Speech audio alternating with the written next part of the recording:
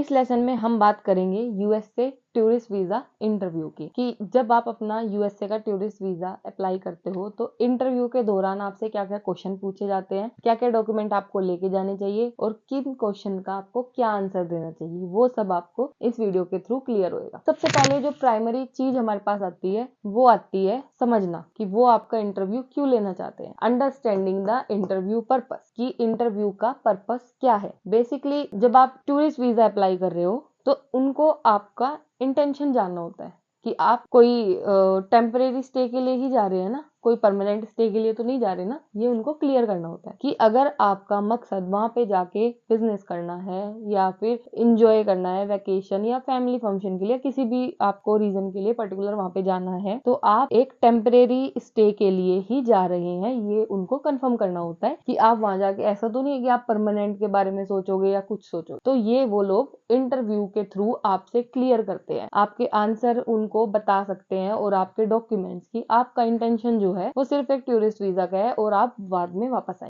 इसको शो करने के हमारे पास बेसिकली दो तरीके आते हैं, financial stability and ties to home country. तो फाइनेंशियल स्टेबिलिटी आप उनको कैसे शो कर सकते हैं, अपने बैंक डॉक्यूमेंट, मतलब आपके जो बैंक की स्टेटमेंट्स हैं और अपने प्रॉपर्टी लैंड, इन सब के थ्रू आप उनको शो कर सकते हो कि ये आपका रीजन है वापस आने का। सेकंड है आपका टाइज टू होम कंट्री, कि आप उनको शो करोगे कि लाइक मेरी फैमिली यहाँ पे रहती है, ये मेरा यहाँ पे एक तरीके से मेरी प्रॉपर्टी है या मेरा घर है यहाँ पे, इस रीजन की वजह से मैं वापस आऊंगा। ये उनको आप दो तरीके से, फाइनेंशियली यानी अपनी मनी के थ्रू, एंड टाइज यानी कि आप आपके स्ट्रॉन्ग रिलेशंस और आपकी प्रॉपर्टी के थ्रू उनको शो कर सकते हो कि आप सिर्फ एक टेम्परेरी स्टे के लिए जा रहे हो, लेकिन मेरा जो मेन वो है वो इंडिया में है या फिर आपकी होम कंट्री में है, और आपको उनको बिलीव दिलाना है कि आप अपने होम टाउन वापस आएंगे। अब हम बात करते हैं डॉक्यूमेंट्स के बारे में कि आपको कौन कौन से डॉक्यूमेंट्स इंटरव्यू के दौरान ले जाने जरूरी है। देखो, जब हम फाइल अप्लाई करते हैं और हमारे जो डॉक्यूमेंट जाते हैं, तो अगर उसमें कोई डॉक्यूमेंट मिस होता है तो वो आपको मेल करते हैं कि आपका ये डॉक्यूमेंट मिसिंग है या इनप्रॉपर है, आप इसको हमें प्रोवाइड करें, हमें एविडेंस दे।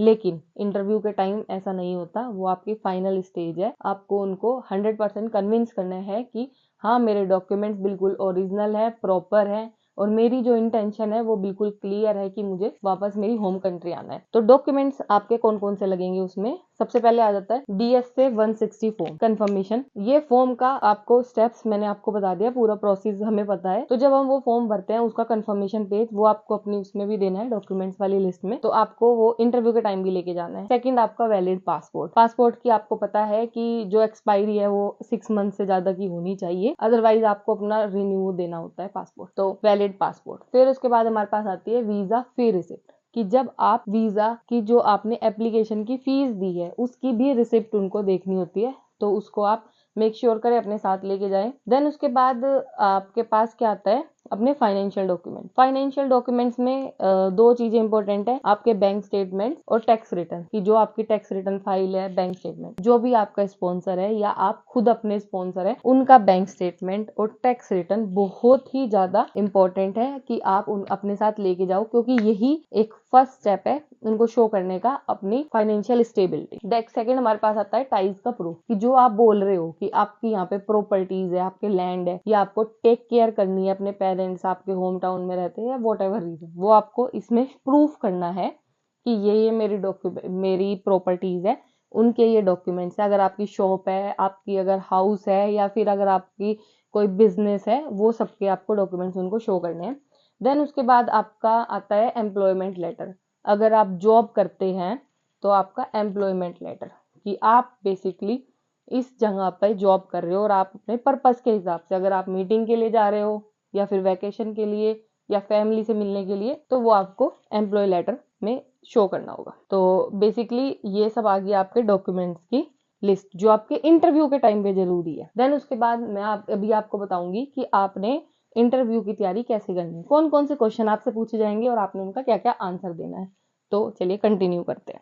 तो जो सबसे पहला कॉमन क्वेश्चन बनता है वो है, why do you want to visit the USA, कि आप यूएसए क्यों जाना चाहते हैं। वही मैं आपको स्टार्टिंग से बार बार चीज रिपीट कर रही हूँ, आपका पर्पस, कि आपको क्यों जाना है। आपको बेसिक उनको बताना है कि आपका पर्पस क्या है जाने का। आप टूरिस्ट हो, आप किसी इवेंट के लिए जा रहे हो, मीटिंग के लिए जा रहे हो, बिजनेस के लिए जा रहे हो, फैमिली फंक्शन के लिए जा रहे हो, या फिर लेजर के लिए अपनी वैकेशन एंजॉय करने जा रहे हो, तो वो आपका एक जो पर्पस है वो क्लियर होना चाहिए और आपको उसको इसमें आंसर देना है। Why do you want to visit USA. Second question पे अब हम आते हैं, how long do you intend to stay in US, कितने टाइम तक आप यूएसए में रहना चाहते हैं। तो इसका बेसिक आप जो आंसर दे वो दे शॉर्ट टर्म, कि लाइक आपने उनको फुल एक्सप्लेन करना है कि मुझे थोड़े टाइम के लिए जाना है, कि मेरा बिजनेस मीटिंग है तो मैं 2-3 दिन के लिए जाना है सिर्फ, या फिर मेरी वैकेशन के लिए है तो मेरे ये स्पोर्ट्स है, मेरे 1 महीने में या 15 दिन में मैं इनको कवर कर लूंगा। तो आपने उनको सिर्फ शॉर्ट टर्म ही बताना है।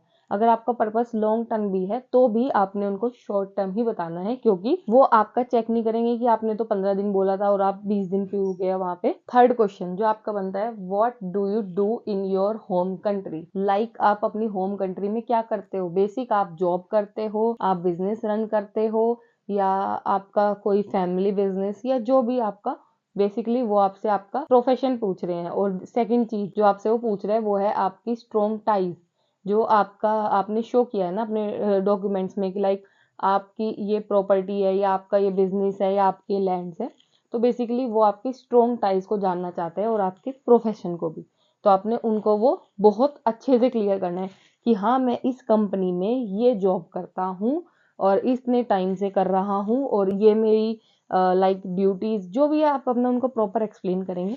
फिर उसके बाद अगर आपका बिजनेस है तो आपने बिजनेस के बारे में उनको बताना है कि इस एरिया पे आपका बिजनेस है या आपकी शॉप है, जो भी है आप उनको एग्जैक्ट अपना होम टाइज जो आप अपना प्रोफेशन है वो उनको आप शो करोगे। नेक्स्ट क्वेश्चन जो आता है, who will finance your trip, आपको कौन फाइनेंस कर रहा है। अगर आप खुद को फाइनेंस कर रहे हो तो my self, I am sponsoring my self, कि मेरे पास इतनी एनफ सेविंग्स है, I have this much in my savings account, I have this much in FD, and this is my like bank statements I have already shown you, I have this much money in my account। तो ये एक basic तरीका है आपको show करने का कि आपको कौन फाइनेंस कर रहा है। अगर आपको कोई स्पॉन्सर है, लाइक आपके फादर आपके स्पॉन्सर है, आपका स्पाउस आपके स्पॉन्सर है, तो उसमें आपको उनकी डिटेल शो करनी है या उनका बताना है कि उनके पास इतनी सेविंग्स है, वो मुझे स्पॉन्सर कर रहे हैं और वो ही मेरे ट्रिप को फाइनेंस करेंगे। और अभी एक चीज जो अब आ जाती है आपकी इंटरव्यू के टाइम पे आपने किन किन चीजों का ध्यान रखना है। सबसे पहली बात, आपका जो एटीट्यूड है वो पॉजिटिव होना चाहिए। आप उनको कॉन्फिडेंट लगने चाहिए कि आपको आप उनसे जो आपका ऑफिसर है जो आपको इंटरव्यू ले रहा है आप उससे पोलाइटली रिस्पेक्टफुल्ली बात करें और फ्रेंडली भी, ताकि उनको लगे कि आप कॉन्फिडेंट हो, आप डर नहीं रहे हो, आप हेजिटेट नहीं कर रहे हो, आप हम फंबल नहीं कर रहे हो बीच में बोलते बोलते। एक और चीज क्या आती है, अगर आपको तैयारी करनी है तो तैयारी करने के आपके 2-3 तरीके हैं। आप अपने किसी फ्रेंड के साथ 1-to-1 इन क्वेश्चन आंसर को डिस्कस कर सकते हो। आप अपने मिरर के सामने आप खड़े होकर अपनी वीडियो बना सकते हो, उससे आपको पता लगेगा कि आप क्या बोल रहे हो, कैसे बोल रहे हो। थर्ड, आप क्या कर सकते हो, अपने फोन में अपनी वीडियो ऑन करके रिकॉर्ड करके आप चेक कर सकते हो कि मैं इस आंसर को गलत बोल रहा हूँ या ये मैं मिस्टेक कर रहा हूँ। तो आपका जब आप आंसर दोगे, आपका जो बॉडी पोस्चर है वो एकदम प्रोफेशनल होना चाहिए। लाइक आप एकदम पूरे पॉजिटिव एटीट्यूड में होने चाहिए, कॉन्फिडेंट, और आपने आई कांटेक्ट मेंटेन करना है क्योंकि आप अपने आंसर्स को लेके कॉन्फिडेंट है। उनको लगना चाहिए कि आप सच बोल रहे हैं। आप इंटरव्यू में जब जा रहे हो उससे पहले एक गुड वे होता है कि आप अपने एक वाइट फोल्डर में, जो ट्रांसपेरेंट फोल्डर आता है बेसिकली, उसमें अपने डॉक्यूमेंट सारे रखें। आप एक प्रोफेशनल अटायर में वहां पे जाएं, जैसे आप इंटरव्यू देने जाते हैं। बेसिकली आपने शर्ट और अपनी पैंट्स प्रॉपर आपने पहन के जानी है। अगर आप लड़की है तो भी आपने मतलब प्रोफेशनल, जैसे कि आप किसी इंटरव्यू के लिए जा रहे हो वैसा आपने अटायर वहां पे पहन के जाना है। आपने अपने आप को पॉजिटिव फील कराना है। आपका जो बॉडी लैंग्वेज है वो पॉजिटिव होना चाहिए, आपके फेस पे स्माइल होना चाहिए, आपका जो बोलने का तरीका है वो कॉन्फिडेंट, पोलाइट, और साथ में ऑफिसर के साथ आपका फ्रेंडली बिहेवियर होना चाहिए। तो ये कुछ पॉइंट्स है जो आपने उस टाइम पे ध्यान रखने हैं। जैसा कि मैंने आपको बताया कि आपको जो पॉइंट्स, की पॉइंट्स एक तरीके से जो आपको वहाँ पे ध्यान में रखने हैं, वो मैं आपको दोबारा एक बार क्लियर कर देती हूँ। स्माइल एंड पोलाइट, आपका फेस स्माइलिंग होना चाहिए। जब आप आंसर दे तो आप पोलाइटली आंसर दे। उससे क्या होता है कि आप रूड ना लगे, कि आप कॉन्फिडेंट है और जो भी आप बोल रहे हैं तो वो एक पोलाइट वे में आप रिप्रेजेंट करें। पॉजिटिव बॉडी लैंग्वेज, आपकी बॉडी लैंग्वेज पॉजिटिव होनी चाहिए। बेसिकली आपकी एक्शंस एक पॉजिटिव इंप्रेशन देना चाहिए कि आपने अननेसेसरी अपने पैरों को मूव मत करे, हाथों को मूव मत करे, कॉन्फिडेंट एक स्टैंडर्ड पोजीशन में आप बैठे। आई कांटेक्ट करना बहुत इंपॉर्टेंट है ताकि जो इंटरव्यूअर है उसको लगे कि आप ऑनेस्टी के साथ अपने आंसर दे रहे हैं और ट्रूथ आपके उससे लगना चाहिए। तो वो एक हम कॉन्फिडेंट जो शो करते हैं वो हम आई कांटेक्ट के थ्रू इजीली शो कर सकते हैं। रिलैक्स एंड फ्रेंडली मैनर, कि जब आप आंसर दे रहे हैं या आप बैठे हैं तो एक बिल्कुल एक कंफर्टेबल आप पोजीशन में बैठे, और ऐसा नहीं लगना चाहिए कि आप बहुत ज्यादा घबराए हुए हैं या आपको घबराहट हो रही है, ऐसा लग रहा है कि आप कुछ गलत कर रहे हैं। नहीं, आप बिल्कुल रिलैक्स रहिए, आप एकदम कॉन्फिडेंट रहिए। ऑनेस्ट एंड डायरेक्ट, ये सबसे ज्यादा जरूरी है। ऑनेस्ट रहना है, जो आपका पर्पस है वो आपने उनको बताना है और वो ही रखना है जो आपके डॉक्यूमेंट्स में है, जो आप अपना इंटरव्यूअर को बता रहे हो, और जो आपका मेन रीजन है वो आप सेम रखो। अगर आपका कुछ और पर्पस है जाने का, वो उनको बताना जरूरी नहीं है। अगर आप उनको बिजनेस शो कर रहे हो तो बिजनेस ही बोलो, मेडिकल हेल्थ